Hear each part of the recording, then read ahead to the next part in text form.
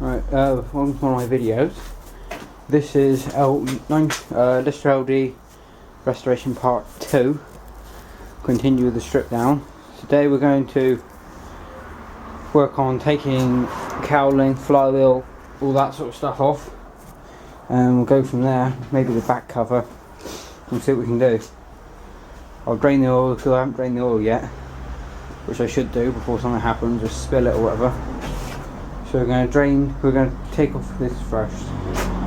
So what we do is I have a method which will probably, you can see it in one of my YouTube videos, like Lister LD, taking the flywheel off or something. It's a very handy method, would work on LRs, SLs, any sort of Lister engine with this sort of style, and you've got this sort of crankshaft extension. If you don't, then I suppose it's probably a chain and a bottle jack to hoik it off the taper.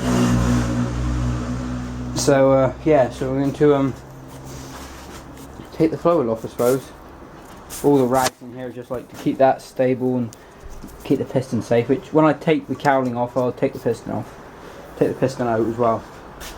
That's just like 2 circlips, so find some circuit pliers and just take that lot off. So we're going to go from there. So this is what we're going to do now. I'm going to take off the crankshaft extension, so it's 1, 2 and a nut under there, 3 nuts, 3 bolts meant.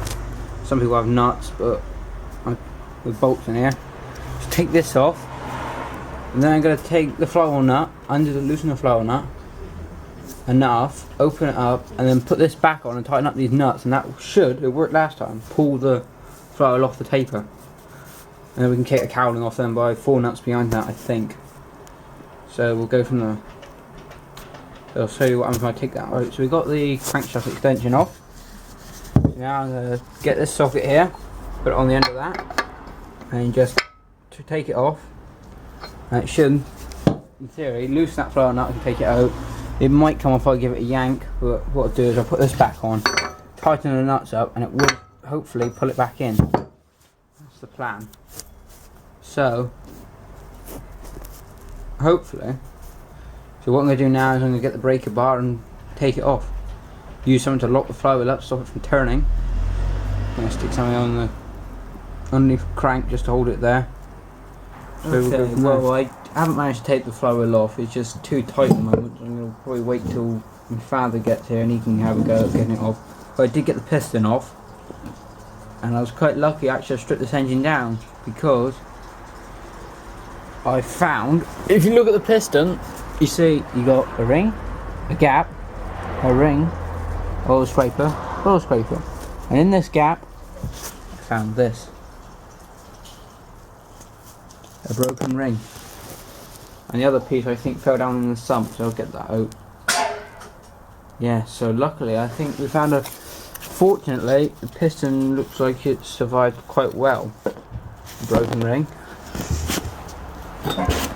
And same with the bore, looks like there's no problems with that, but I've given them a good look over and they look like they survived fairly well. So I'm a bit cheesed off, to be honest, that it's had a broken ring, because apparently she's had new rings put on her, so unless a new ring has failed, which it obviously has, I've got to find a set of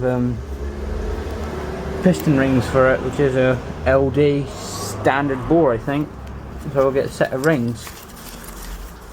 So yeah, looks like it's going to be a bit more expensive than I first thought. So yeah, not nice having a broken ring, but what can you do?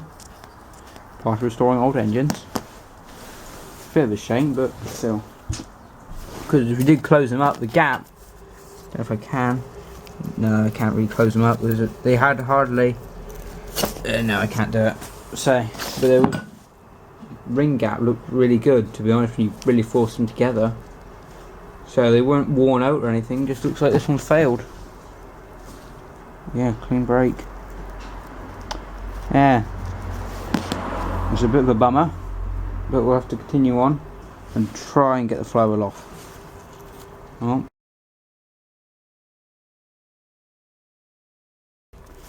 Finally, after a lot of jumping on the bar, sorry Dad for that,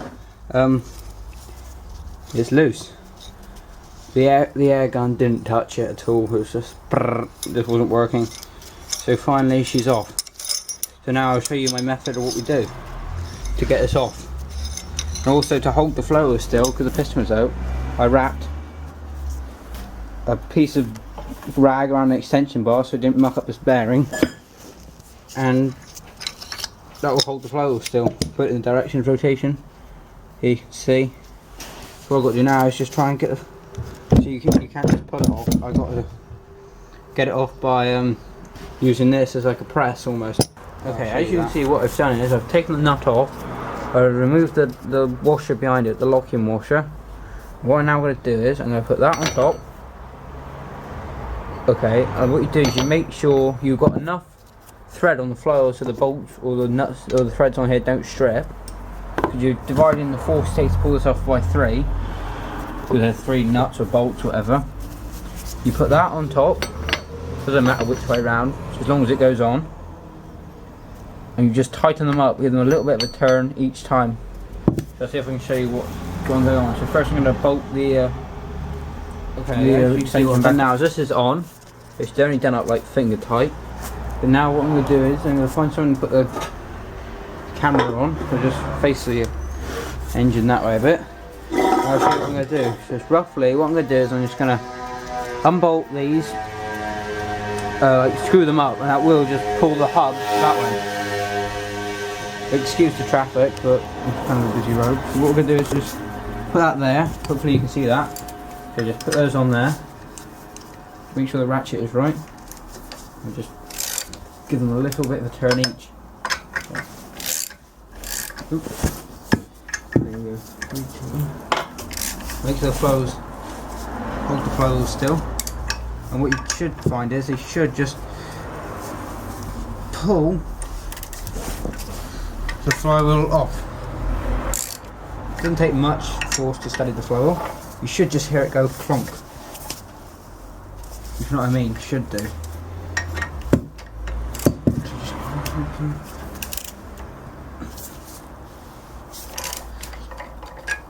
Mind you, surprising how tight that was on there.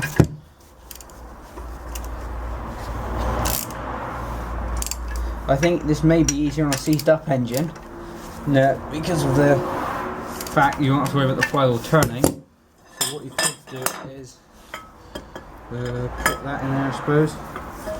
Find a way to stop the flywheel from turning.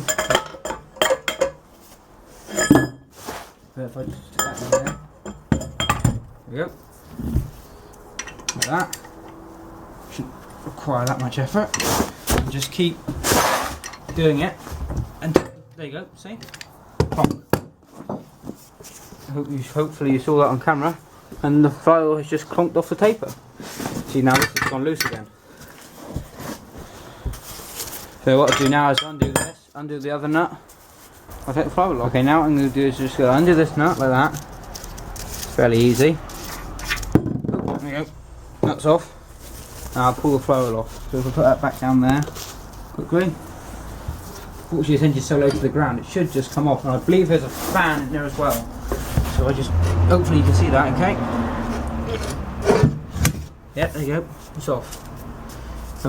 It is quite heavy for a flywheel. There you go, all off. There's a cast alley fan in there, there's a flywheel. And there's the cowling and all that, 4 nuts hold that on, and Woodcraft key in there. So what we'll do is just give it a clean, it's not too dirty in there. So what I am going to do now is spray it. Well, when I paint the engine, spray all the inside of this because I don't want it going manky and horrible. It's a bit dusty, so we'll give her a good clean out and we'll go from there. I think what I'll do now is I'll strip the flywheel off, strip the 2 fan and that apart, and I'll take that apart there. And we'll go from there, see what else there's left to take off. And this engine's come apart fairly easily. Okay, I got the fan off, as you can see. We didn't hold back on it, it's a fairly hefty piece of casting of aluminium. We didn't just... Oh no, I know on the later LRs they made them out of what's it? Plastic. But these ones here are well made if you ask me. Very well made engine, Lister. Also we got can't put this fan on anyway, so you've got normal hole, and a mounting lug hole here. You go over to the flywheel, you'll see it. There's obviously the fan hasn't been off in a long time, or never been cleaned up properly, but will be with me. And there's the mounting lug there for the fan. I ain't bothered about taking all that sort of stuff out. And if you ask me, it don't look like much, that flywheel, but she's pretty heavy. She's, well, I say pretty, she's horrendously heavy. Yeah, so what we do now is, I suppose, try and put these somewhere and take off the cowling off now. This one being an early example is a cast aluminium one. I think the cast alley ones went up from I think they started making these in 1954, the LDs. The earliest one I've seen on eBay was 1954.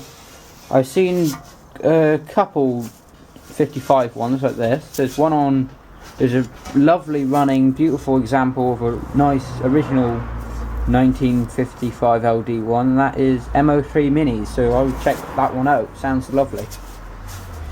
I'm very jealous of that one. Yeah, so I believe they made it up to 1965 I think, so they made them for about 11 years.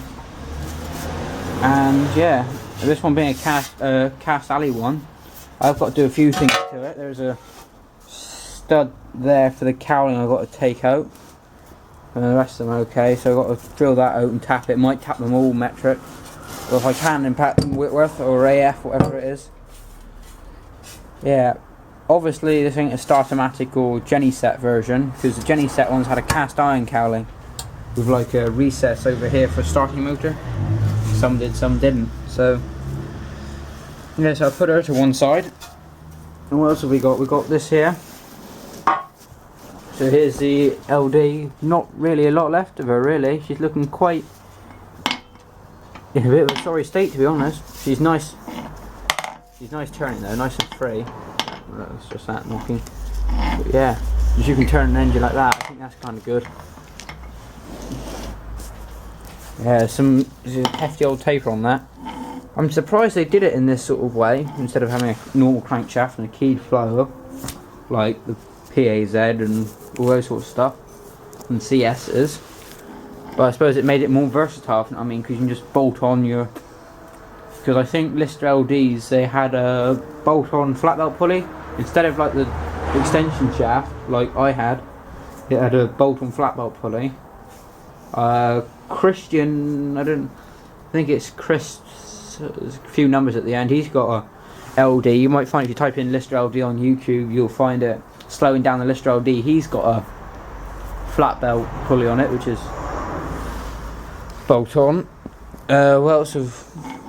Yeah, and also so you can have them bolted to direct coupled generators and all that sort of stuff, but that, well, flexi coupling I suppose, but not keyed onto the flywheel or anything.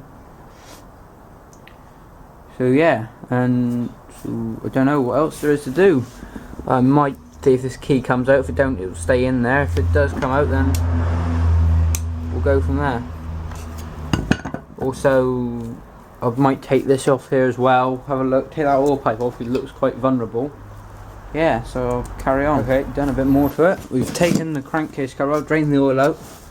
I'll put the bung in just in case. I've got bits of piston ring there. I think it must have fallen out when I took the bore off as well. So yeah, I've taken the oil pipe out because that comes up here and looks a bit vulnerable. I don't want that breaking because that's all it is. Very, very fragile piece of pipe, and I don't really want it broken. I don't fancy my rockers being seized up, to be honest. So probably will now, next job is, might take this bit off here, take the back cover off. There ain't really a lot left I can do to it. So we'll go from there. Okay, had the back cover off, just to, wow, it's stripping it down. It all looks fairly good in there. I don't think I'm going to strip that down that much. Okay, so we've done that, and also taking this off. And yeah, bearings look good. That all looks good. I ain't too worried about breaking gaskets. That there, spring is all good. I wouldn't mind making it a bit softer. That little spring there to make it a bit softer, because she is quite a fast running engine. But I can alter something on it, maybe slow it down externally. That bearing there looks all good. There's an oil seal there, might change that, but it doesn't seem to leak too badly. If I got one in the decoke set, it probably best do it. So yeah, she ain't too bad. No, hardly any sludge, not too black or anything. So yeah, okay, as you can see, she's looking a lot better now. So what I've done is I've taken off this casting now. Like, I don't know what you call it, fuel pump housing thing, push rod area. And she's not too bad, there's a bit of muck. I think the previous owner did clean her out quite well. But it's just making it easier to paint, and plus I want to clean it as well, make sure she's properly cleaned as well. She ain't this bad. So what we're going to do now is I want to try and get the rest of this done. I probably ain't going to take the fuel pump out, I'll put the clamp back in to hold it steady, just as I don't have it like leaking, or well, I don't want to move all the shims and all that sort of stuff.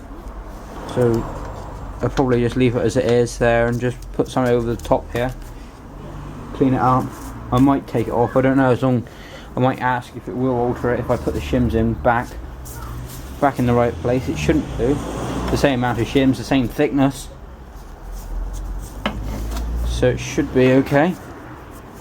She's nice and free even without the flywheel, so it's all good, it ain't tight. But still, it's fairly. She's not that hard to move around. Inside there, counterweights, and there's the gear wheel. And what I was quite surprised about this engine is brass weights, or brass or bronze or whatever they are. Nice lovely bronze weights. Yeah, I was quite surprised about that. I thought there was something like steel or something like that, but no, bronze or brass. Brass arm here. A very nicely made governor linkage. Not very much travel for a lot of travel, you know what I mean? We got that.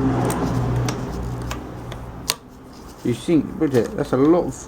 You might think when you move that out, it's not a lot of force required to do that. But by the time you got the other one going and that one, it does require a bit of force. So this one is meant to be humping around at 1000 RPM. I don't know, it might be best if I take a spring off it and see what she runs like. But I still want the power, just in case I do use it for like, I might just give her a load to slow down, make her bark a bit on the load. Probably the best thing to do. Might take the con rod out, I don't know, probably best I suppose. Yeah, but there's not really a lot left to do, because that's probably as far as she's going to be stripped down. The camshaft won't come out, don't think the crank will come out. At the end of the day, it's just going to be clean it up, take the paint off it, and go for a repaint. So just clean her up now, I suppose, is the next job. Just probably just dump the block in the parts washer and spray it with parts washing fluid. Put something over the end of the injector pump. So yeah, so I suppose that's it for stripping it down, surprisingly. 2 days to strip it down, it's probably going to take a hell of a lot longer to put it back together. In the time you wait for like gaskets and all that sort of stuff, and also I got to put new rings in it because they broke. Only found a few pieces of it. Found 3 pieces of it so far, the ring. There's a piece there I put there for a thing. See, it's broken.